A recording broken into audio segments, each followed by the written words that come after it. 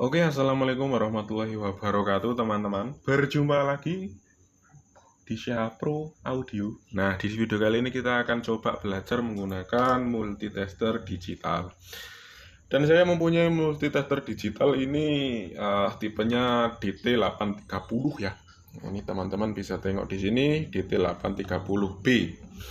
Jadi multitester ini berjenis digital ya. Buat teman-teman pun menggunakan alat ini saya rasa untuk pemula sudah cukup sekali dengan harganya yang murah dan fungsinya yang juga pas ya, tidak berlebihan ya, juga tidak kekurangan. Intinya untuk membaca nilai sudah cukup. Langsung aja kita yang pertama adalah untuk prop ya. Jadi yang paling bawah sini ini adalah untuk prop hitam atau prop negatif, dan yang tengah adalah untuk prop merah ya atau prop positif. Dan yang prop ketiga ini yang paling atas ini adalah untuk prop ampere ya, untuk pengukuran sebuah ampere ya, maksimalnya 10 ampere. Jadi seperti itu teman-teman. Jadi langsung aja kita akan coba colokkan kabel ya, ini seperti ini ya. Kita akan colokkan di sini, ini untuk prop negatif, ini untuk prop positif. Setelah itu di sini ada display off, ini dalam kondisi mati, lalu kita on kan.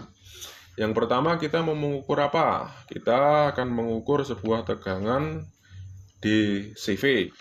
Jadi di recurrent volt ini adalah tegangan yang memiliki prop negatif dan positif. Contohnya seperti apa Mas? Contohnya seperti baterai. Ini saya ada dua baterai seperti ini. Kita akan coba cek baterainya ya, berapa volt dia. Untuk keterangan di sini ada 9 volt ya, apakah dia benar-benar 9 volt atau kurang atau bahkan lebih. Untuk mengatur sebuah selektor yaitu kita mengukur 9 volt itu pasti di bawah 20 ya. Jadi kita kasih ke 20 ya. Kita akan coba untuk mengukur sebuah baterai. Di sini ada min dan plus. Plus prop merah kita taruh di plus dan min di negatif. Pengukuran seperti ini. Nah, ini otomatis nilainya akan keluar ya. Itu 8,45 ya, 8,45. Nah, ini berarti kurang dia, tidak ada 9 volt, tapi ini bisa toleransi ya, karena kurang sedikit, kurang 1 volt, masih bisa toleransi. Mungkin karena ini baterai sudah bekas, jadinya agak berkurang ya untuk voltnya. Selanjutnya, teman-teman pasti juga pernah lihat baterai seperti ini ya. Ini nggak ada tulisannya sama sekali, makanya kita akan cek ya, dia ada berapa volt. Teman-teman bisa lihat ya, yang ada kayak bunga-bunga ini adalah untuk kutub plus, dan yang polos adalah kutub min. Kita langsung tempelkan saja ini berapa volt. Nah, untuk selektornya masih di angka 20 ya, karena yang kita ukur di bawah 20. Dia keluar 3,9 volt. Nah, seperti ini teman-teman. Oke, selanjutnya teman-teman misal mempunyai sebuah adaptor ya, dan tidak tahu berapa volt ya. Kita akan cek ya, ini ada adaptor.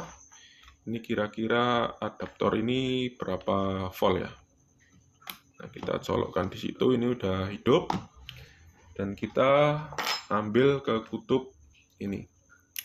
Kalau untuk adaptor itu kutub plusnya ada di dalam ya. Jadi kita masukkan prop merah ke dalam sini. Nah, dalam sini, dan prop hitam kita tempelkan di atasnya. Nah, dia akan mengukur 12 volt dan selektor masih di angka 20 ya, karena kita mengukur di bawah 20 volt gitu ya. Jadi ini 12 volt. Jadi adaptor ini mempunyai daya 12 volt. Oke, cukup mudah bukan? Sangat mudah sekali. Pokoknya teman-teman kalau mengikuti channel saya pasti teman-teman bisa menambah ilmu ya. Dan selanjutnya di sini ada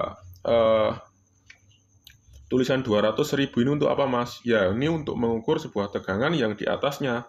Misal kita mengukur tegangan 30 volt ya, teman-teman tinggal selektornya kita naikkan ke 200 ya.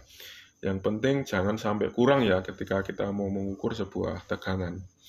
Oke, udah paham untuk yang DCV atau bisa disebut juga dengan direct current volt ya. Kalau voltnya itu adalah menunjukkan nilai ya. menunjukkan nilai berapa volt seperti itu. Dan selanjutnya kita akan beralih ke ACV. Nah, ACV ini apa Mas? ACV ini adalah alternating current, yaitu sebuah arus yang memiliki tegangan bolak-balik ya. Contohnya ya seperti arus PLN atau arus di rumah kita. Untuk kipas, untuk kulkas itu AC bolak-balik. Nah, untuk teman-teman, ini teman-teman bisa arahkan ke jalur 750 ya. Karena mengingat listrik di Indonesia itu sekitar 220 sampai 230 volt AC. Seperti itu. Jadi kita akan coba untuk mencek sebuah tegangan di rumah saya ini berapa ya. Kira-kira AC-nya gitu ya. Ini ada sebuah listrik. Dan teman-teman ingat, untuk pengecekan ini tidak boleh teman-teman selektor di 200 ya. Karena akan terbakar, alat teman-teman bisa rusak ya. Jadi teman-teman harus melebihi ya, seperti kita belajar untuk DCV yang tadi. Kita akan masukkan probe hitam dan probe merah. Kalau ini bolak-balik nggak masalah teman-teman.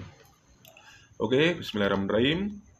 Dia keluar 230 ya, sekitar segitu ya. Berarti listrik di rumah saya sekitar 230. Dan ini jangan lama-lama, langsung kita cabut saja seperti ini. Karena ini arus besar ya. Oke, untuk ACV udah paham ya. Hanya untuk mengukur sebuah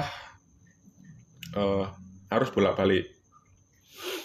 Jadi teman-teman bisa mengukur arus trafo pun menggunakan ACV ini ya. Alternating current. Volt. Nah, untuk voltnya sama. Terus kita akan lanjut di bagian DCA. Nah, untuk DCA ini adalah pengukuran ampere, tapi kita tidak akan bahas tentang yang ampere ini ya. Kita akan bahas yang basicnya aja dulu. Kalau untuk ampere, teman-teman lebih akurat menggunakan tang ampere. Lalu kita akan coba menggunakan skala ohm ya. Ini skala ohm, ini ada logo ohm di sini. Itu pengukuran seperti resistor ya. Ini kita akan skala 200 ya, 200 ohm untuk mengukur sebuah resistor. Ini kan kita kalau awal-awal nggak tahu ya. Ini tuh warnanya apa ya kan? Warna gelangnya itu apa? Ini berapa ohm? Itu kan kita nggak paham kalau yang pemula. Ini kok ada coklat-coklat di sini nih, sebenarnya berapa ohm sih Mas? Ya kita coba tes ya. Kalau untuk resistor bolak-balik nggak masalah. Ini kira-kira berapa ohm ya? Oke, kita coba cek ya. Ini udah keluar angka. Berarti resistor ini bernilai 10 ohm teman-teman. Kalau untuk koma yang belakang itu, mungkin kalau selisih sedikit kita baca 10 ohm seperti itu. Berarti untuk resistor ini nilainya 10 ohm. Ini cukup mudah ya. Oke, lanjut kita coba ada resistor lagi. Ini nilainya berapa? Ini teman-teman kan nggak tahu ini. Kalau pemula kan teman-teman nggak tahu ini nilainya berapa ya. Kok ada gelangnya warna merah, warna hijau, ini bikin pusing ya untuk pemula. Tapi kita akan coba masih di skala 200, apakah dia keluar nilai. Nah, ternyata dia tidak keluar nilai. Kalau tidak keluar nilai, kita tambah lagi skalanya di 2000 ohm. Kita pencet lagi, kita salurkan lagi. Dia masih belum mengeluarkan nilai. Berarti kita coba ke 20K. 20K, kita cek ya. Nah, ini 20K. Berarti dia nilainya sekitar 2K ya. Nilainya sekitar 2K ohm. Untuk skala kecil 200, 2000 belum terbaca, kita naikkan terus teman-teman. Jadi seperti itu untuk membaca sebuah ohm. Selanjutnya kita akan beralih ya. Untuk ohm seperti itu. Untuk beralih menggunakan lambang dioda. Ini lambang dioda ini gunanya untuk apa sih Mas? Lambang dioda ini gunanya untuk banyak ya teman-teman. Jadi teman-teman bisa menggunakan lambang dioda ini mengukur sebuah kabel ya. Jadi untuk teman-teman untuk mengecek sebuah lambang dioda ini, teman-teman bisa menghubungkan probe hitam dan merah seperti ini. Ini dia akan terhubung ya. Jadi teman-teman bisa mengecek sebuah kabel yang putus. Ini misal ada kabel ya. Ini kabel kan tersambung bagus. Nah, ini kita coba buka ya kulitnya. Nah, seperti ini. Maka teman-teman bisa ngecek seperti ini teman-teman. Nah, ini ujung sama ujung. Kita coba cek ya. Ada yang terputus tidak. Kalau dia mengeluarkan angka berarti ini kabel tidak terputus teman-teman. Atau tersambung ya. Di tengah nggak ada nggak ada yang terputus. Kalau misal teman-teman potong ya, teman-teman potong menggunakan alat apa ya, ini kok nggak ada alat, kita potong aja seperti ini, otomatis ya dia nggak mengeluarkan angka karena kabelnya terputus di tengah ya, seperti ini teman-teman.